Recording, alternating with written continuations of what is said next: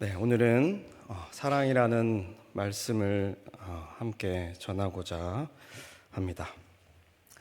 말씀에 들어가기 전에 한 가지 이야기를 해보도록 하겠습니다. 예전에 제가 은평천사원에서 봉사활동을 한 적이 있습니다. 혹시 아시나요? 응암동에 있는 은평천사원이 있습니다. 보육원이죠. 보육원입니다. 신대원 시절 혹시 하나님께서 나를 고아들을 위한 사역자로 부르셨는지 확인하기 위해 경험해보고자 보육원에서 봉사활동을 했었습니다. 당시 32살의 젊은 청년이기에 미취학 5세에서 7세 반 남자아이들 3명이 있는 숙소에 배정받아서 아이들과 함께 시간을 보냈습니다. 매주 금요일 신대원 수업 일정이 다 마무리되고 나면 오후 4시부터 이제 가서 4시부터 아이들이 잠들 때까지 아이들과 함께 있었습니다. 보통 그때는 아이들과 같이 놀고 숙제도 도와주고 저녁도 먹이고 씻기고 잠자리까지 이제 도와줬습니다. 나름대로 이제 사랑으로 돌보고자 많이 노력했죠. 원래 어려운 아이들이다 보니 더 많이 사랑해야겠다라는 마음으로 시작을 했습니다. 5세에서 7세의 남자아이들의 특징이 이제 거의 다 몸으로 놀죠. 네, 가만히 있지를 않습니다. 그래서 맨날 갈 때마다 업어치고 매치고 돌려주고 뛰어다니고 계속해서 그렇게 놀았습니다. 말 안 듣는 친구들도 많았습니다. 3명밖에 없지만 말을 대부분 셋 다 안 들었습니다. 특히 봉사자들이 자꾸 바뀌다 보니 봉사자들이 오면 일부러 짓궂게 행동하는 경우가 많았습니다.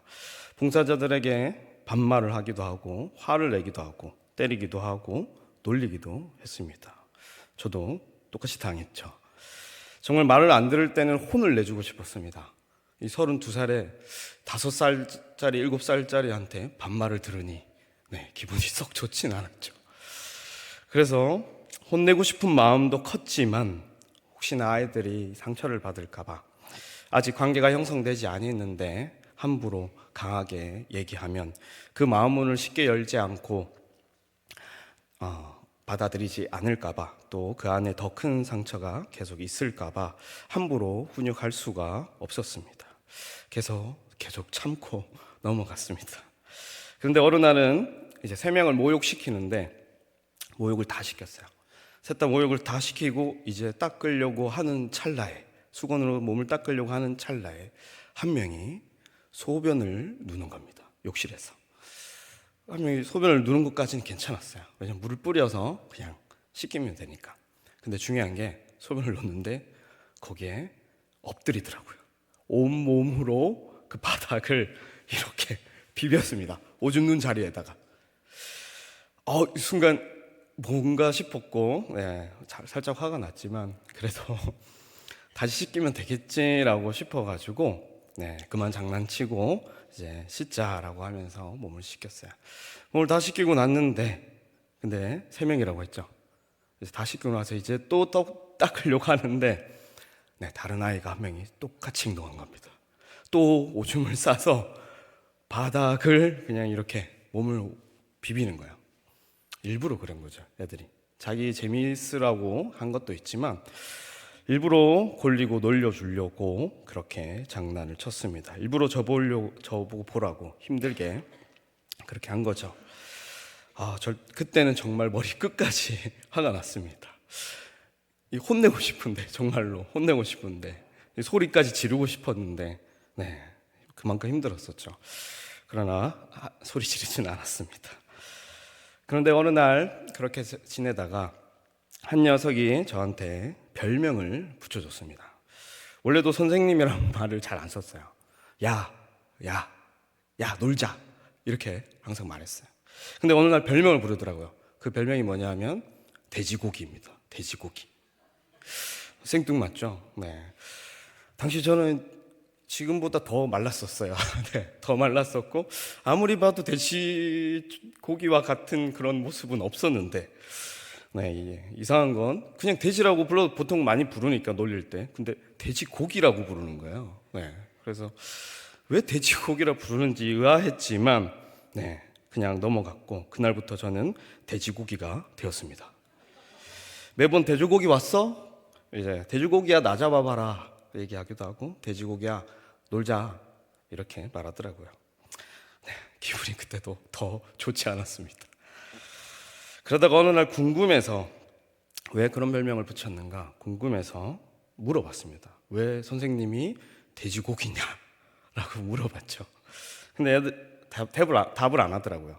수줍게 답을 안 했습니다. 그래서 뭔가 이상하다 싶어서 물어봤어요.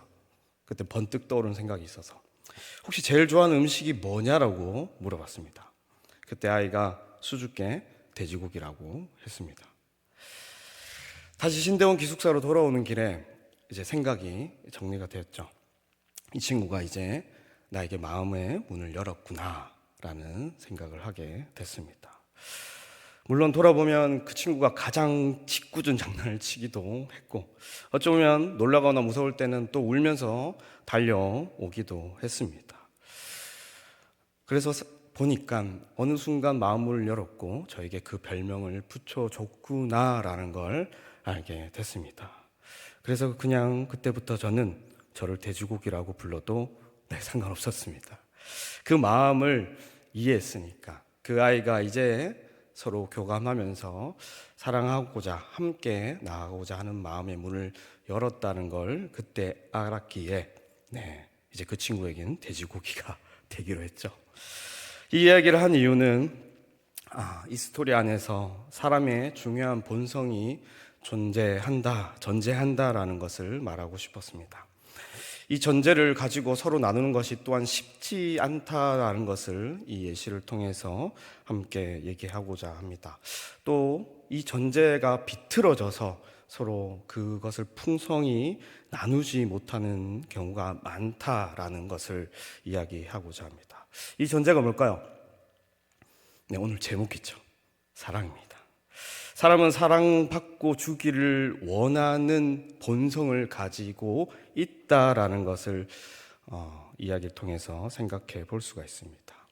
저는 사랑을 주려고 했죠. 그러나 그 사랑을 받는 아이들이 사랑을 의심했고 짓궂은 장난으로 행동했고 때로는 험악한 행동도 했지만 저도 그 사랑을 제대로 이해하지 못했고 받지 못했지만 결국에는 다른 언어로 그 사랑을 표현하기도 하고 나중에 이해하기도 했습니다. 태어날 때부터 이 아이들이 보면 태어날 때부터 사랑을 받고자 하는 마음, 사랑을 주고자 하는 마음이 존재한다는 것을 보육원을 다니면서 알게 되었고 저희 아이들이 태어나면서부터 또한 알게 됐습니다. 누군가의 관심과 사랑이 모든 사람에게 필요하다라는 걸 알게 됐죠. 특별히 부모님의 사랑을 받지 못하고 자란 아이들이었기에 누군가의 사랑에 더 많이 갈급해 했다는 것을 알 수 있습니다. 또한 어떤 아이들은 이 봉사자들에게 일부러 이제 삐뚤어진 행동으로 자기에게 관심을 더 가져달라고 사랑을 받기 위해서 노력하기도 하고 어떤 아이들은 봉사자들 말을 잘 들어서 사랑받기를 원하며 행동하기도 했죠. 그렇게 서로의 사랑의 표현 방식도 다르고 이해하지 못하는 부분도 많고 때로는 짓궂은 행동을 하죠. 어릴 때는 괜찮습니다. 그나마 어릴 때는 괜찮죠. 근데 중요한 것은 어른이 되어서도 그렇게 행동하며 우리는 살아간다라는 겁니다. 짓궂은 장난이 어릴 때는 괜찮지만 나이가 들어서 행동하는 것은 위험하죠. 사실 상대방과 공동체와 사회에 깊은 상처와 고통을 줄 수 있는 것이 있다라는 것입니다. 사람들은 사랑에 메말라서 다른 사람에게 줄 사랑은 없고 자기 자신만 더 그 사랑을 받고자 하는 노력들을 이기적으로 하는 경우가 비일비재합니다. 이렇게 우리는 왜곡된 사랑을 나누면서 왜곡된 사랑 가운데서 힘들어하면서 서로 제대로 사랑을 나누지 못하면서 살아가고 있습니다. 결론부터 이야기하자면 우리가 사랑을 다시 회복해야 되는데 그 사랑을 회복할 수 있는 유일한 방법이 복음이라는 것을 다시 한번 오늘 이 시간 생각해 봤으면 좋겠습니다. 복음의 사랑이 우리를 다시 진정 사랑할 수 있는 자로 변화시켜 준다 있다라는 것을 기억했으면 좋겠습니다. 복음이 주는 복들이 있죠. 복음이 주는 우리의 삶의 정체성과 존재의 목적이 있습니다. 그 중에 가장 큰 것이 무엇이냐 하면 바로 사랑입니다. 하나님의 은혜로 말미암아 우리는 다시 이 사랑을 거룩하게 시작할 수 있는 자들이 되었다라는 걸 기억했으면 좋겠습니다. 하나님 나라의 가장 크고 완전한 복 또한 이 사랑임을 기억했으면 좋겠습니다. 이 사랑 이제 본격적으로 더 알아가 보겠습니다. 사람은 사랑하기 위해서 태어났다, 이런 말을 들어본 적 있으시죠? 이 말은 사람의 인생의 정의가 사랑이고, 사람은 사랑이라는 본성을 가지고 사랑하면서 살아가도록 태어났다라는 말을 기독교에서뿐만 아니라 밖에서도 그렇게 이야기합니다. 그러나 사랑은 우연히 만들어졌다라고 말할 수는 없죠. 본성적이다라는 것이 더 확실합니다. 사랑을 볼 때 우리는 진화적이거나 자연적이지 않다라는 것을 알 수가 있습니다. 자연의 원리는 양육강식이고 적자생존이죠. 이는 사랑과 완전히 상반된 개념을 가지고 있기에 진화와 자연적인 존재로서 사랑이 생겼다라고 말할 수도 없습니다. 그러면 의학적으로 호르몬이 분비했기 때문에 사랑한다라는 얘기도 있습니다. 그러나 호르몬이 분비되지 않더라도 사랑하는 모습이 우리 가운데 있죠. 그래서 그 사랑을 다 이야기 정의할 수 없죠. 아니면 오랜 시간 가운데 사회적인 간섭과 인간의 약속 가운데 그 사랑이 우리 가운데 정형화됐다, 형성화됐다라는 주장을 하는 학자도 있습니다. 그러나 그 사랑의 본질이 변화되는 경우가 잘 없었죠. 시대는 변화되어도 그 사랑의 본질에 대한 부분들이 일정하게 흘러왔다라는 것은 사회적인 약속이나 간섭으로 사랑이 이루어졌다라고 말할 수가 없습니다. 사랑이라는 것을 정의하는 것이 쉽지는 않죠. 사랑이 무엇이다 라고 얘기할 때 수십 가지를 사람들이 예를 들고 정의를 합니다. 현대인들은 로맨틱한 감정이 사랑이다 라고 얘기를 하죠. 그렇다면 성경은 사랑을 무엇이라고 정의할까요? 성경은 말합니다. 사랑은 하나님 그 자체라고 말합니다. 요한일서 4장 16절에 말씀하시죠. 하나님은 사랑이시다 라고 성경은 말하고 있습니다. 하나님이 사랑의 정의 그 자체라고 하는 것이죠. 좀 더 쉽게 말하면 사랑의 근원과 원천을 하나님이 가지고 계신다라고 얘기할 수가 있습니다. 더 쉽게 말하면 사랑은 하나님의 속성이자 성품이며, 그래서 사랑은 결국 하나님께로부터 이 세상 가운데로 잉태된 것이다 라고 정의할 수가 있습니다. 그래서 사랑이라는 것이 인간 자체가 가진 태생적이고 본성적인 성품이라고 말할 수가 있는 것이죠. 사랑의 유일한 출처는 우리에게 그 사랑을 심어주시는 분이 있었다라는 겁니다. 바로 하나님이 그 사랑의 출처, 원인이라고 얘기할 수가 있는 것이죠. 우리가 나누는 선한 사랑의 모든 모습은 바로 하나님으로부터 흘러나온 것이다 라고 얘기할 수가 있습니다. 사랑의 주가 이 세상 가운데 사랑을 주신 것입니다. 모든 사랑의 모습들이 다 하나님께로부터 흘러나온다라고 많은 신학자들은 이야기하죠. 처음부터 하나님은 사랑을 보여주셨습니다. 태초부터, 창조부터 그 사랑을 우리에게 보여주셨죠. 자신이 얼마나 사랑이 많고 그 사랑으로 우리를 만드셨는지 보여주셨습니다. 자신을 닮은 사람을 만드는 것 자체가 자신에게 가장 가지고 있는 기이한 것을 줌으로써 사랑한다라고 말씀하셨죠. 우리를 사랑하기에 다른 피조물과 다르게 자신의 형상을 입혀 자신의 형상을 닮은 자로 우리를 만들어 주셨습니다.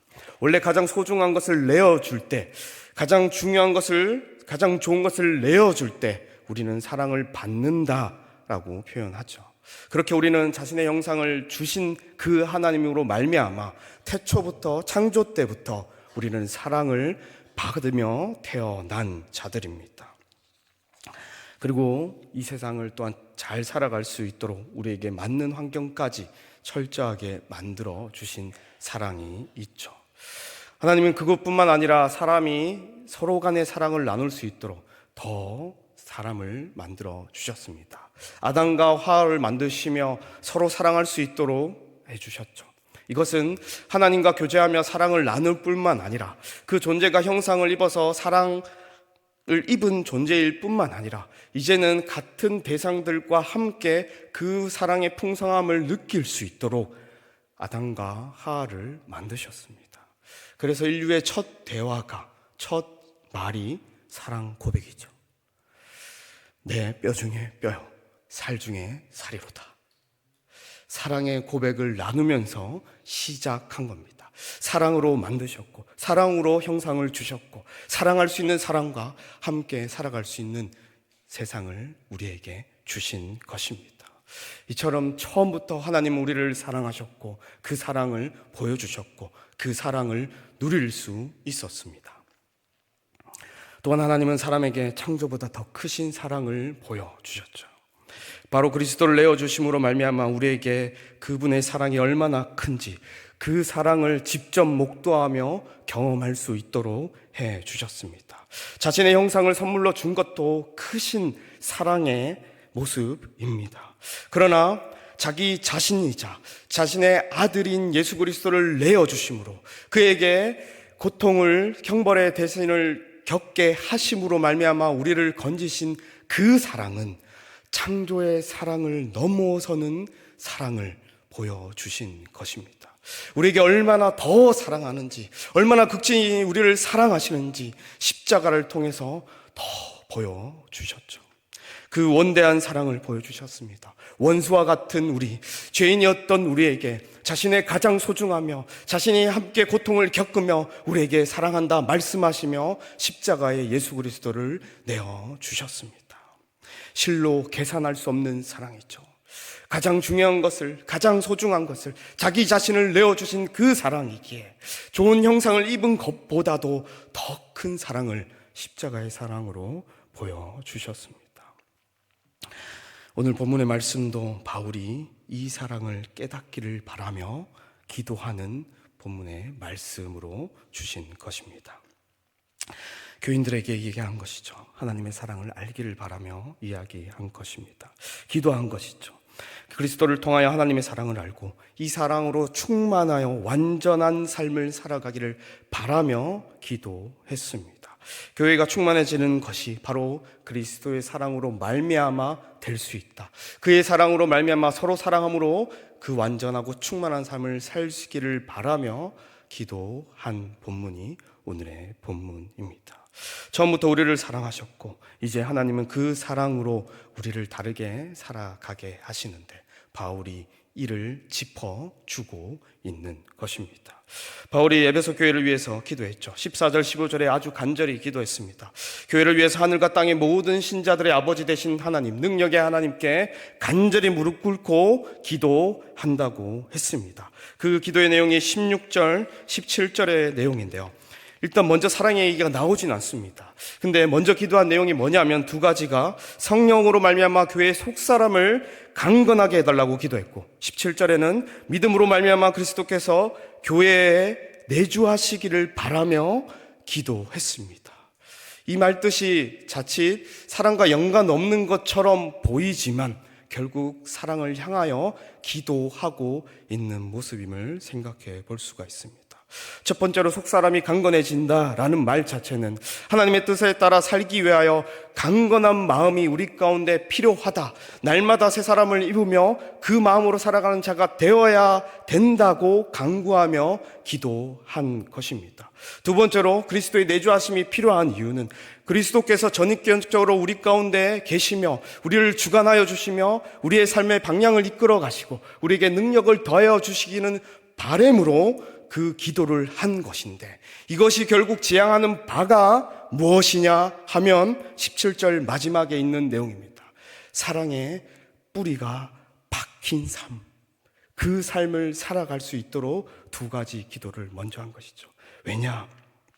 우리는 이전에 죄인된 삶을 살았기에 아직도 세상의 진리가 사랑하지 못하도록 막고 있기 때문에 자기를 사랑하고 각자 도생하며 살아가며 상대적으로 사랑하라고 말하고 무관심의 진리가 우리를 사로잡고 죄인된 마음에서 그렇게 살아가는 자들이기에 이제 속사람으로 강건케 하여 이 사랑하는 삶을 더욱더 잘 살아갈 수 있도록 바라며 기도한 것이고, 그리스도의 내주하심이 필요한 이유는 이 이전의 삶을 버리고 자기만 사랑하는 삶을 버리고 이제는 그리스도께서 원하시는 방향으로 그의 능력을 힘입어 원수까지 사랑할 수 있는 그 놀라운 일이 그리스도의 은혜의 능력으로 말미암아 되기에 간구하며 기도하며 사랑의 뿌리 박히기를, 완전해지기를 기도한 것입니다. 별도로 떨어진 것이 아니라 앞에 존재한 것이죠. 이것이 가능할 때 더욱더 사랑의 온전한 삶을 살아갈 수 있기에 이렇게 기도한 것입니다. 그리고 18절 19절에 얘기하죠. 이 사랑의 삶에 더욱더 충만하고 완전한 삶을 살아가기 위해 그리스도의 충만한 사랑을 함께 그 사랑의 크기를 알아가라고 18절 19절에 이야기하고 있습니다. 바울은 특별히 모든 성도들이 그리스도의 사랑의 넓이와 길이와 높이와 깊이가 어떠한지 깨닫기를 바란다, 그렇게 알기를 바란다라고 얘기하죠. 그리스도의 사랑이 얼마나 큰지를 알아갈수록, 그것이 함께 성도들이 다 함께 알아갈수록 더욱더 충만한 삶을 살아갈 수 있다는 것을 알아 그렇게 기도한 것입니다. 원래 창조 때 우리가 살아가야 될 삶을 지금 교회가 지금부터 살아가길 바라며 간구하며 기도한 것인데, 그것이 그리스도의 사랑을 모두가 함께 알아가며 실천할 때 가능하다고 생각했기에 이렇게 하나님께 기도한 것입니다.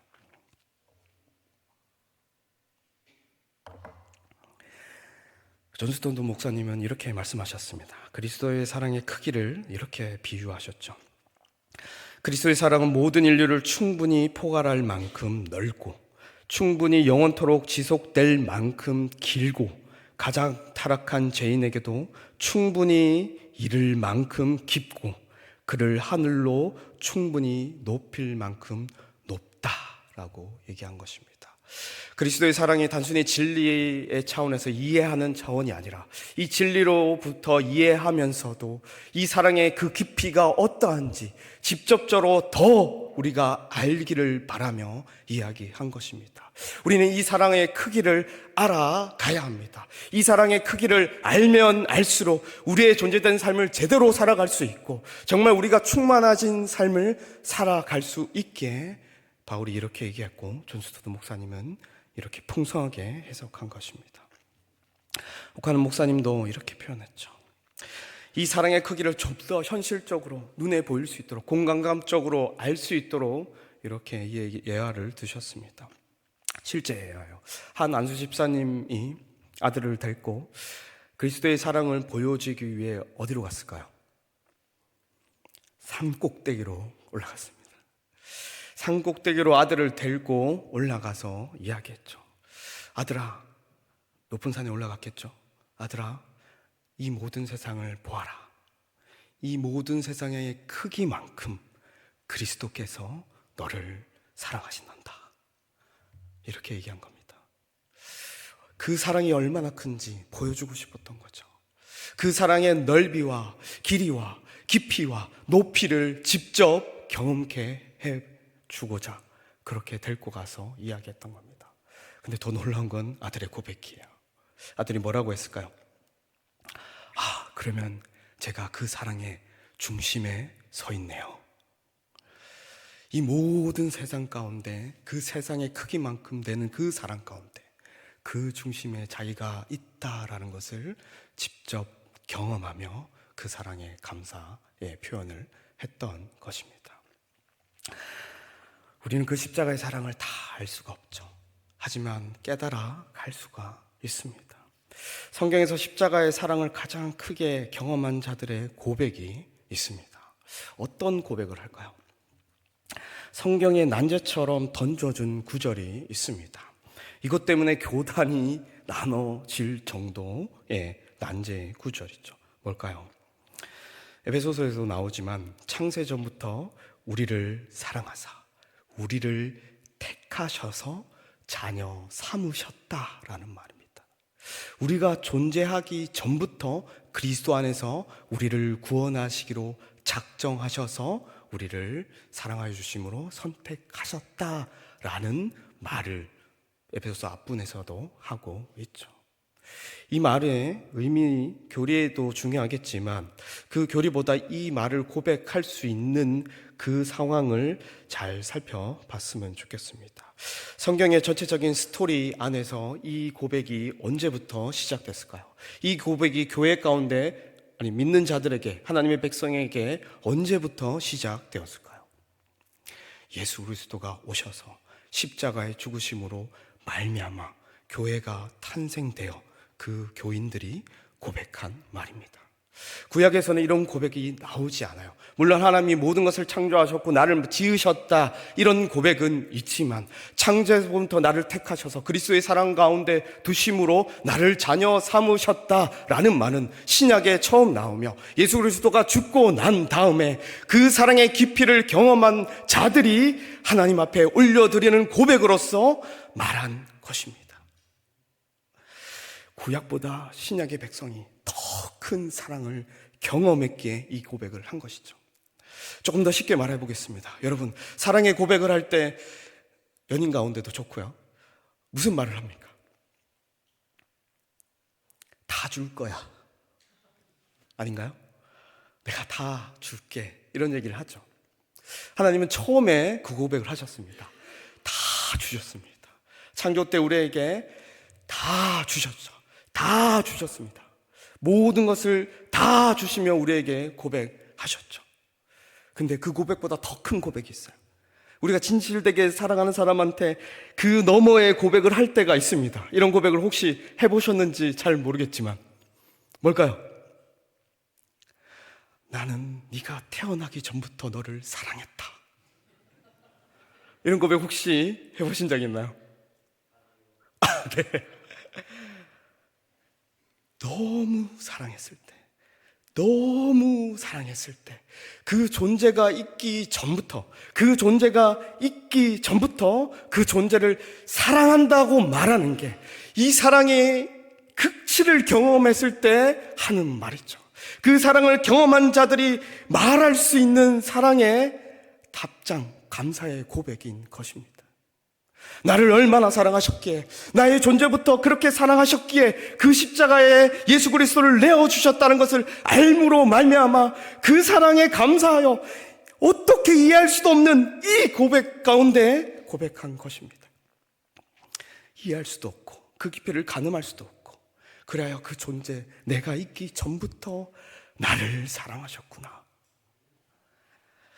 그렇게 그리스도의 사랑은 우리에게 크게 임하였습니다. 하나님이 이 사랑을 함께 알기를 바랬죠. 바울이 함께 알기를 바란다고 했습니다. 능히 모든 성도들과 함께 지식에 넘치는, 단순히 교리에서 그냥 알고 있는 수준에서 넘어서서 그 사랑을 모두 받아들일 수 있는 그 넓은 크기를 직접 경험했으면 좋겠다, 알면 좋겠다라고 했습니다. 함께 경험하며 함께 그 사랑을 나누기를 바라는 마음에 이렇게 고백한 거고 간구한 것이죠. 왜냐? 더 사랑이 커지기 때문에 그렇습니다. 단순히 그리스도의 사랑을 아는 것만 해도 어마어마하죠. 어마어마하고 완전하다고 말할 수도 있습니다. 근데 하나님이 우리에게 진정 말하셨던 사랑의 완전체의 모습이 뭘까요? 창조 때로 돌아가보면 알죠.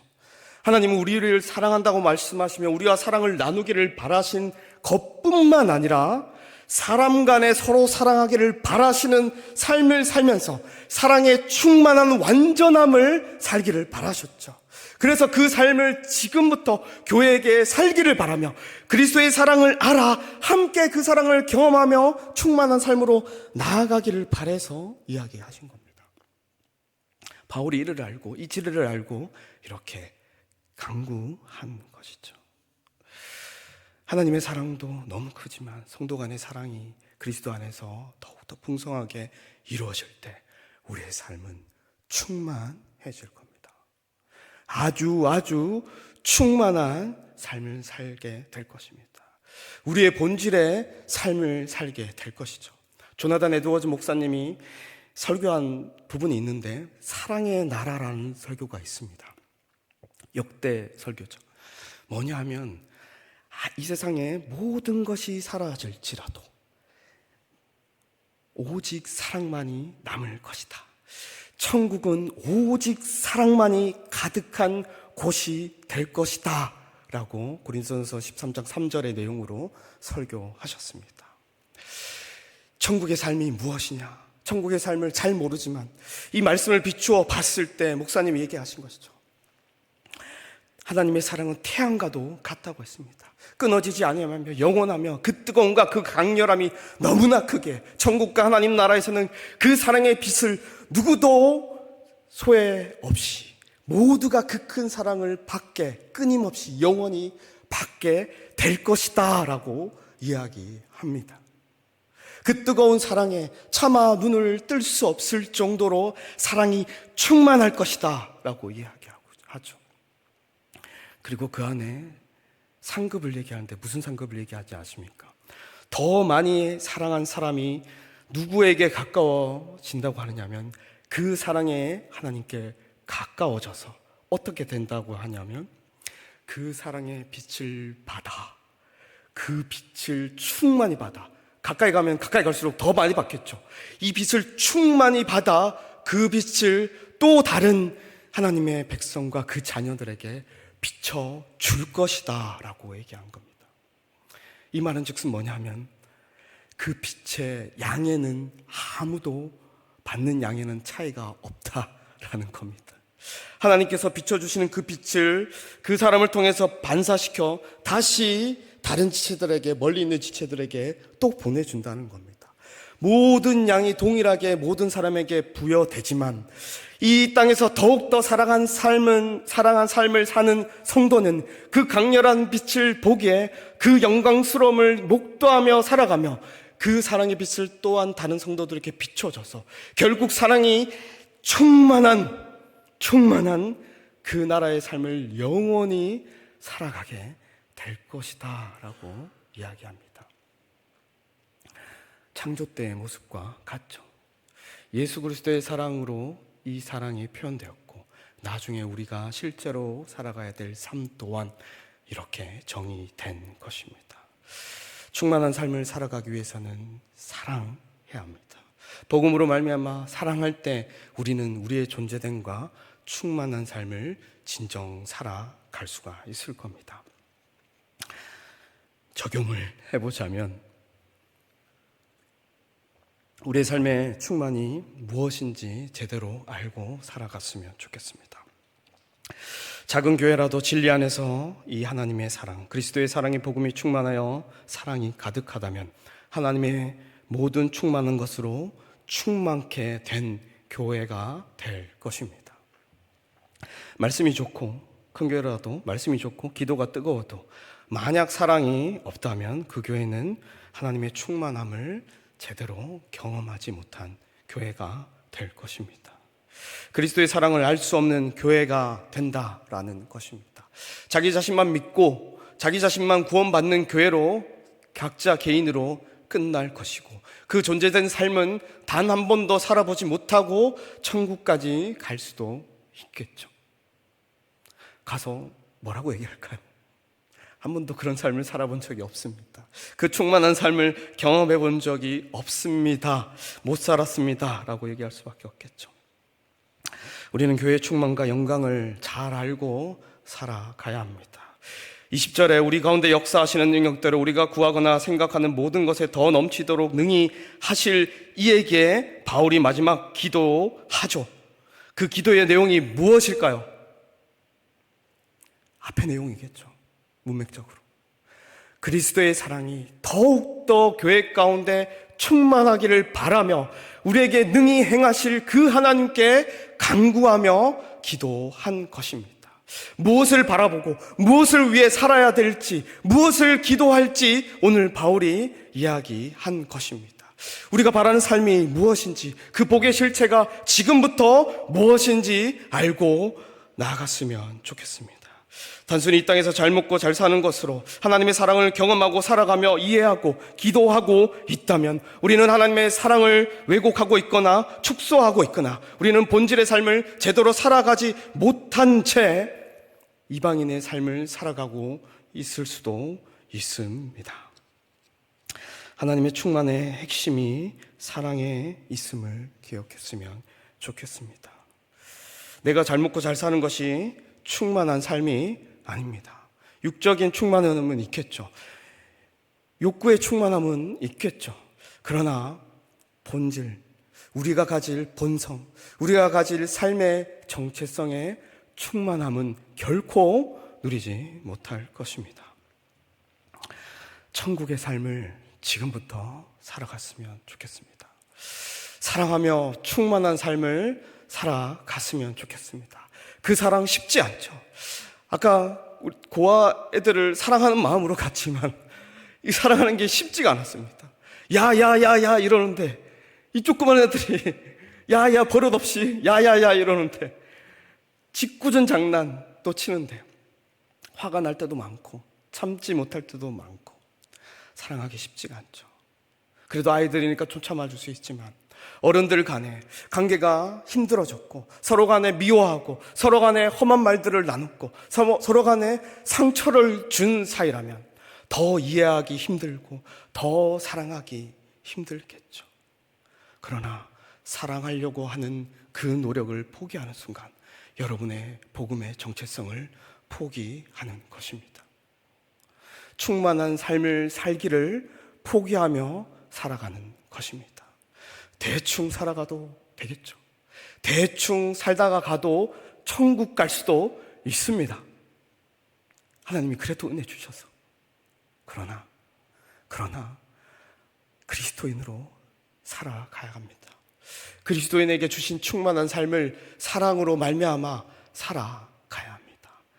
그 충만한 삶을 우리 교회가 살아갔으면 좋겠습니다. 두 번째로 이제 십자가와 서로 사랑함으로 그 충만함을 누리며 살아갔으면 좋겠습니다. 사람은 사랑에 굶주려 살아가는 자들입니다. 자기 사랑에 갇혀 있거나 자기 사랑으로 말미암아 다른 사람에게 그 사랑을 이기적으로 요구하며 살아가는 사람들이 많죠.